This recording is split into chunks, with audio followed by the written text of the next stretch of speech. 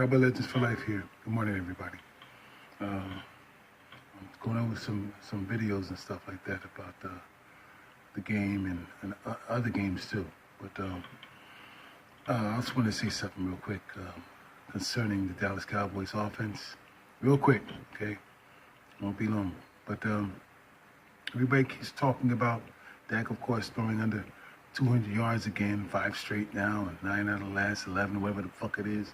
You know, I gotta be honest with you.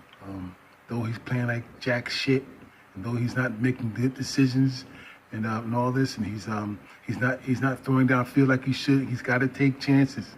He's got to have the balls to take chances. And he's not doing that. Okay, he's got to trust himself. He's got to trust some of those receivers. I know he can't trust all of them because most of them showing that they don't know what the fuck they're doing. Most of them showing that they're not. This thing about not needing a primary receiver is weighing badly on Dak Prescott because they need to find one right now. But here's the thing about what's going on. 2 things. The first thing is that I still trust him. I still believe him being a solid quarterback. Okay. Yeah, we need to get we need to get Zeke Elliott the ball more, but the player has to develop into that direction to get him the ball more. Okay, these 1, 2, 3 and outs will not suffice. These 1, 2, 3 and outs will not get Zeke Elliott the ball more. So you're stuck with 10, 15, under 20 carries. So the players got to develop, and I feel that the players are not really that good enough to put forth on the field for offense like this. Now, if you want to change up the offense in terms of making Zeke the primary weapon, okay, then that's going to be different.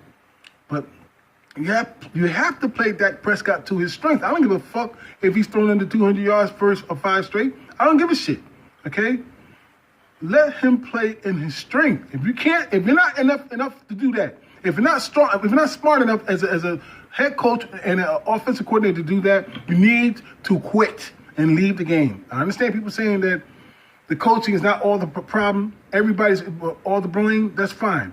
Okay, but shoulder the blame are those who are not good enough to evaluate the fact that you're not playing to the strength of the quarterback. Period.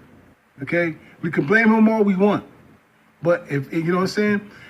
But if you can't play around the fact that Zeke is the primary weapon, plus the fact that Dak's has to play to his strength in terms of incorporating the run into his play, you got to do it at this point. Until he finds a rhythm, until he finds a primary receiver, you have to do that.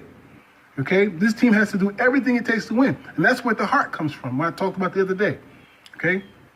But I will say this, is that when you think about that last game, everybody's talking about now he hasn't thrown the 200 yards. Do you think maybe, just maybe, if Ezekiel Elliott had not stepped out of bounds like he was in the goddamn sandlot, as if he wasn't on Pop Warner, and he caught that ball and got that touchdown, you think maybe that would have been enough for 200 yards? You think maybe that those 2 drops he did, plus the one on the out to the right, and that he had clear sailing to run all day long, he'd still be running.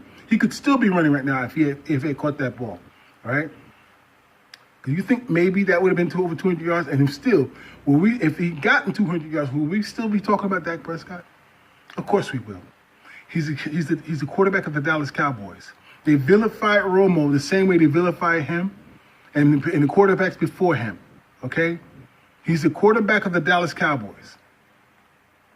What's the problem? It is what it is, right? So if Dak playing like shit is what it is, so the fact that the Cowboys are being vilified for being who they are. Their owner. That's all.